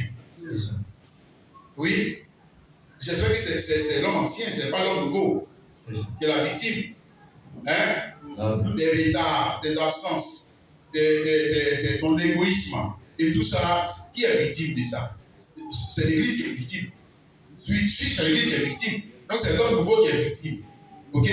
Maintenant, quand tu dis que tu adores Jésus, et puis pourtant c'est Jésus qui est toujours la victime, c'est Jésus est moi la croix. Jésus est moi pour moi. Jésus et toi, qu'est-ce que tu as fait pour lui? Tu as fait quoi? Tu as fait quoi pour lui? Tu n'es pas si victime, de l'adoration. C'est ce que tu t'adores toi-même. Oui, c'est ce qui t'adore toi-même. Parce que l'adoration, ça veut dire qu'il y a quelqu'un qui doit mourir. Oui, monsieur, lis bien ta Bible. Adoration. Ça veut dire qu'il y a quelqu'un qui va mourir. Ou bien il y a quelqu'un qui va perdre. Il y a quelqu'un qui sera causé du tort. Maintenant, c'est dit que j'adore Jésus. C'est que c'est à moi qui sera causé du tort. L'homme ancien va lui causer du tort. Oui. Parce qu'au moment où les autres sont en train de chauffer, moi je dois dire non, mais je ne suis pas dedans. Parce que j'adore. Pas que j'adore Jésus, non. Ou bien tu adores cette nouvelle vie. Et comme tu adores cette nouvelle vie, plus que l'ancienne, alors on te dit, livre-le. Beaucoup Daniel, il faut le livrer, lui là. Il faut le livrer, c'est un voyou. Livre-le. Va prendre ta place. C'est ça, non? Substitution. Hein? Ou on dit quoi? Rançon. Ok? Isaac, lui, il a donné un animal à sa place. Beaucoup Daniel, pourquoi il ne faut pas donner un animal? Donne-toi toi-même à la place de l'homme nouveau. Voilà. Voilà la parole bien parlée. Regarde, le frère et la sœur, ce n'est pas seulement la mort de Jésus-Christ. C'est maintenant toi ta mort qu'on attend. C'est toi ta mort qu'on attend maintenant. Voilà. Ça veut dire que c'est maintenant que tu as de bien à mourir. On dit que Jésus est mort à la croix. Jésus est mort à la croix. Jésus est mort à la croix. Bon, c'est une vérité. Mais ce n'est pas l'entière vérité. Non. Jésus est mort. Si ce n'est pas l'entière vérité, ce n'est pas vrai. Ce n'est pas toute la Bible. C'est peut-être une partie de la Bible. Ok? Voilà. Mais Jésus est mort à la croix. Il est revenu dans ma vie. Pour que moi aussi je puisse parler la parole comme lui. Je suis un enfant de Dieu. Et on va voir comment je parle la parole, comment je parle l'adoration, comment je parle l'obéissance, comment je parle la soumission. On va voir. On va voir de ma manière d'adorer que ce ne sont pas mes intérêts égoïstes qui prennent le dessus sur l'intérêt de l'Église ou sur l'intérêt des autres. Non. Et que moi je suis prêt à sacrifier mes intérêts pour que les autres soient heureux. Ah, là, il est vrai adorateur. C'est vrai que tu commences à adorer. C'est vrai que tu commences à adorer. Le frère et la sœur. Alléluia. Marc chapitre 8, verset 34 à 37. Marc 8, verset 34 à 37. Marc 8, verset 34 à 37. Hein? Et puis après ça, on vient vers la fin. Marc 8, verset 34 à 37. 34 à 37. Puis, ayant appelé la foule avec ses disciples, il a dit, oui, si quelqu'un veut venir après moi, qu'il renonce à lui-même et qu'il se charge de sa croix et qu'il me suive. Car celui qui voudra sauver sa vie la perdra, mais celui qui perdra sa vie à cause de moi et de la bonne nouvelle la sauvera. Amen. Amen. C'est pas fini. C'est pas fini. 34 à 36. Et que, oui, sert-il à un homme de gagner tout le monde s'il perd son âme? Oui. Que donnerait un homme en échange de son âme? Ah, voilà, c'est ça. Il donnerait un homme, tu as vu, non? Regarde, il parle ici d'un investissement. C'est un business. C'est un business. Il te propose une affaire. Qu'est-ce que toi tu vas donner en échange de ton âme? Tu vas donner quoi? Il dit Jésus est mort, on me dit non, c'est pas vrai. Il faut bien lire. Frère, lis encore. Il dit que c'est pas vrai. C'est pas vrai. C'est pas tout. Hein? Et que sert-il à un homme de gagner tout le monde s'il perd son âme? Verset 37. Oui. Que donnerait un homme en échange de son âme? Donc, elle donnerait un homme en échange de son âme. Parce que tu dois donner quelque chose pour prendre la place, pour remplacer l'homme spirituel, monsieur. Tu dois donner quelque chose. Et pas seulement l'argent, non? Hein? Donc, tu donnes de mon temps. Ok? Je donne aussi mon argent. Ok? Je donne. Oh, je vais plus prendre ça pour profiter de moi, pour moi-même. Mais je donne. Ok? Et s'il le faut, comme les pierres et les Paul, s'il le faut, je donne ma vie. Je meurs physiquement. S'il le faut. Oui. S'il le faut. Parce que moi, j'étais tellement séduit par cette nouvelle vie. J'étais tellement touché par cette nouvelle vie. Maintenant, je suis là. Regarde, par exemple, tu as vu la chaussure, la belle robe dans la vitrine. C'est pas ça. Qu'est-ce que tu vas donner en échange de cette robe? Tu dis non, on n'a qu'à payer seulement. On dit non, monsieur, va chercher l'argent. La robe là, ça coûte 20 000 francs. Va donner les 20 000, tu vas prendre le robe petit. Hein? Maintenant, toi, comme tu n'as pas la chose, on te donne une nouvelle vie. Il peut te dire, maintenant, donne l'ancien. Voilà la grâce des faite. Donne l'ancien. Hein? Et puis tu vas dire, ah non, moi je ne veux pas. Si tu ne veux pas, et que tu refuses, c'est que, on va dire, voilà, dans nos français, c'est que tu es un chaos. Tu es vraiment un chaos. Parce que quand la mort physique va venir, la chose que tu ne voulais pas perdre là, tu vas perdre ça quand même. Bon, c'est que tu es un chaos. Hein? Le mariage que tu ne veux pas perdre, tu vas le perdre. Le mari là, tu vas le perdre quand même. Tu vas perdre ça quand même. C'est pas pour la copine là que tu ne veux pas. C'est pas ça, non. Tu ne veux pas, non. Tu vas la perdre quand même. Hein? C'est pas que la chose, c'est pas que les soi-disant gagner la belle vie du monde que tu ne veux pas. C'est à cause de ça que tu ne veux pas, non. Tu vas perdre ça quand même. Mais quand la mort physique va venir, toi, ça ne va pas te perfectionner. Tu vas être ruiné complètement. Parce que pour toi, il n'y a pas de lendemain dans la mort. Alors que normalement, la mort physique fait partie du mystère. Hein? Donc la première mort, c'est la mort par la foi. Le renoncement. C'est la première mort. C'est le premier appel. On est appelé à mourir. Avant de vivre, on est appelé à mourir. Mourir en Christ. Donc mourir en obéissant à Christ parce que je renonce à mes intérêts pour servir Christ. Amen.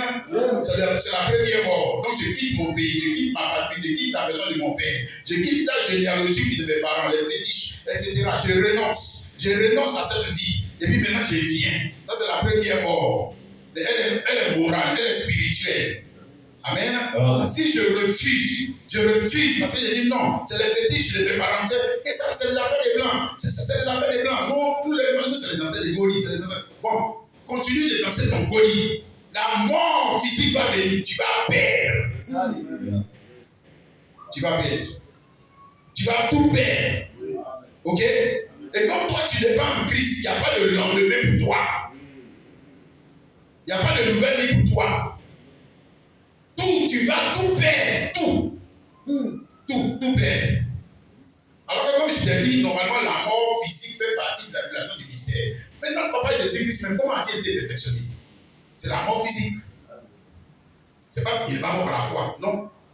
On va dire seulement, il est mort physiquement. Voilà, donc la mort physique fait partie du mystère. Du quoi? Du perfectionnement des saints.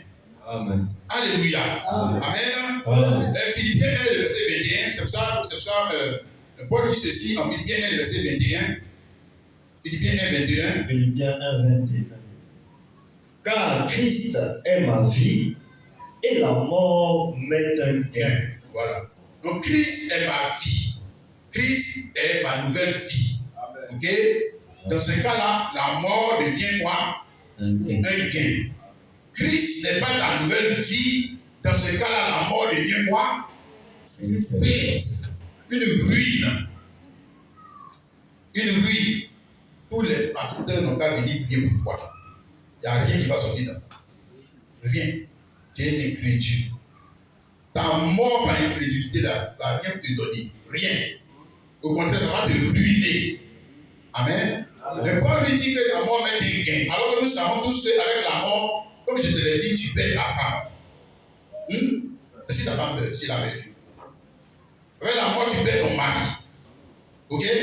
Avec la mort, tu perds, peu importe ton niveau de vie. Peu importe ton niveau de vie, tu perds ce niveau de vie. N'est-ce pas? Mais qu'est-ce que tu gagnes? Puis il dit que la mort met un gain. Qu'est-ce qu'il a gagné? Hein? Il a gagné Christ. Donc il a perdu la maison, l'ancienne maison, pour gagner une nouvelle maison. C'est ce que ça veut dire.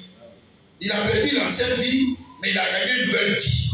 Mais la nouvelle vie, elle est plus perfectionnée. Parce que ça, c'est la vie éternelle, c'est qu'il ne peut plus mourir.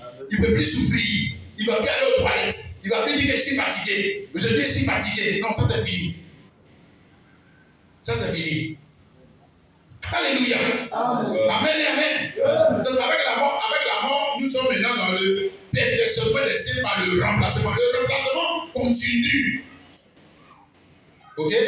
Mais là, avec la mort, il y a un remplacement de l'ancienne figure de la vie. De Kwaku Daniel. Donc le mariage de Kwaku Daniel, il perd ce mariage, mais il gagne le mariage avec Christ. Oui. En d'autres termes, ça veut dire qu'avec la mort, Christ va remplacer ta vie par sa vie. Amen. Tu es d'accord avec ça? Amen. Les frères. Avec la mort, tu perds ta femme, tu es d'accord avec ça? Avec la mort, tu perds ton mari, tu es d'accord avec ça? Ah. Il va lever pour toi. Oui, monsieur, c'est ça que je suis en train de parler. À la fin, quand on devient parfait, là, c'est de plus il t'enlève une femme pour te donner une autre femme ici. Non. Ou il enlève un mari pour te donner un mari ici. On dit, je remplacerai les années qu'on dévorait les souterrains de l'Asie de Gaza. Ok? Oui. Pour ici, là, si tu perds une femme, il te donne encore une autre femme. Si tu perds un mari, il te donne encore un autre mari. Si tu perds une voiture, on se dit, il va te donner une meilleure voiture, mais c'est toujours ici. N'est-ce pas? Mais la chose qu'il t'a donnée là, un jour, il va te prendre ça. Tu me comprends ce que je viens de te dire, mon frère? Un jour, tu vas perdre ça. Parce que là, la chose qu'il t'a donnée, il y a toujours défaut dedans. Il y a toujours défaut dedans. Ce mariage, c'est un mariage avec défaut. Il y a toujours défaut dedans. Et comme il y a défaut dedans, il faut un jour remplacer. Mais comment on va remplacer? C'est la mort physique. C'est la mort physique. Alléluia. Avec la mort physique, il enlève pour toi, il te donne pour lui. Parce qu'en fait, le vrai remplacement des choses, ce n'est pas qu'il enlève pour toi, il te donne encore pour toi. Il enlève pour toi, il te donne encore pour toi. Il enlève pour toi, il te donne encore pour toi. Non. Le vrai remplacement, c'est quand il enlève pour toi, et puis il se donne lui-même, il prend la place. Voilà, c'est ça qui est juste. Ça, c'est la parole bien parlée. Amen. Tu veux ça, mon frère, ma soeur? Amen. Que Christ enlève pour toi et puis qu'il prenne la place. Tu veux ça? Qu'il enlève. Mais parce qu'un jour ça va arriver. Et il va enlever pour toi et puis c'est lui-même qui veut prendre la place. Tu seras d'accord avec ça? Oh, ça c'est le parfait. C'est le parfait. Quand il va enlever pour toi, il va prendre la place. Alléluia. Quand il va lever ton amour, et puis il te donne lui son amour. Quand il va lever ta vie, et il va te donner lui-même sa vie. Le frère et la sœur. Alléluia. Pendant que tes parents seront là, peut-être en train de pleurer, se lamenter, mais ils ne voient pas, nous avons des difficultés à comprendre le mystère de Dieu. On serait censé de nous lamenter, alors que le frère ou la sœur qui est passé de l'autre côté du jeu du temps, on a remplacé ce qui était négatif par ce qui est parfait dans sa vie. Ce frère-là, qui est de l'autre côté du temps, dites-lui de revenir. Tu vas voir s'il va revenir. Tu vas voir. Il Il va dire quoi? Votre fille misérable que vous avez dit là. Vous proposez d'aller faire quoi encore avec vous? Il va te dire ça. Oui. Parce que cette fois-ci, on a remplacé le parfait par ce qui est parfait. Veux-tu ça, le frère et la sœur? Amen et amen. Amen et amen. Tu vas dire ce dernier passage là et puis nous allons terminer. Colossiens chapitre 9, verset 26 à 29. C'est le dernier passage qui va nous permettre d'achever. Colossiens chapitre 9, verset 26 à 29. Le mystère caché de tout temps et de tous les âges, mais révélé maintenant à ses saints, à qui Dieu a voulu faire connaître quelle est la glorieuse richesse de ce mystère parmi les païens, savoir Christ en vous, l'espérance de la gloire. C'est lui que nous annonçons, exhortant tout homme et instruisant tout homme en toute sagesse, afin de présenter à Dieu tout homme devenu parfait en Christ. 29. C'est à quoi je travaille, en combattant avec sa force qui agit puissamment en moi. Le mystère caché de tout temps. Tout le temps, on est dans le ciel. Dans le ciel, il n'y a pas des âges, il y a le temps. Le temps ne change pas. Ça, tout le temps. Il y avait un mystère, Dieu, c'est ce que je demandais de dire. Dieu avait une pensée, Dieu avait une idée. Se perfectionner. C'est ça. Amen. Amen. Avec sa création. Amen. Et quand on est dans les âges, dans le temps, ça dit, le mystère caché de tout le temps et dans tous les âges. Donc quand on est dans les âges, le mystère est toujours caché. Amen. Maintenant, le mystère est révélé, ou bien nous sommes participants de ce mystère quand Christ rentre en nous. Avec l'attribut de sa vie perfectionnée. Alléluia. Afin de nous amener à la perfection et que nous soyons présentés à Dieu étant devenus parfaits en Christ. Étant devenus parfaits en Christ. Oh, les frères et la sœur, ne manque pas ça. Amen. Ne viens pas seulement à l'église. Amen. Cherche à te perfectionner. Cherche à ce que Christ te perfectionne.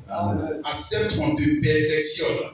Même si c'est désagréable, mais accepte qu'on te perfectionne. Même si ça te cause du tort, des dommages, accepte qu'on te perfectionne. Alléluia.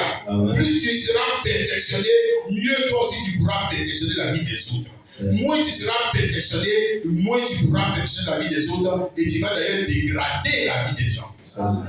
Tu vas d'abord dégrader la vie des gens. Alléluia. Que le Seigneur nous aide de bien aider à y arriver. Alléluia. Alors, on va tous se tenir debout et puis on va prier ensemble le Seigneur. Merci Seigneur. Alléluia. Merci Seigneur. Ensemble,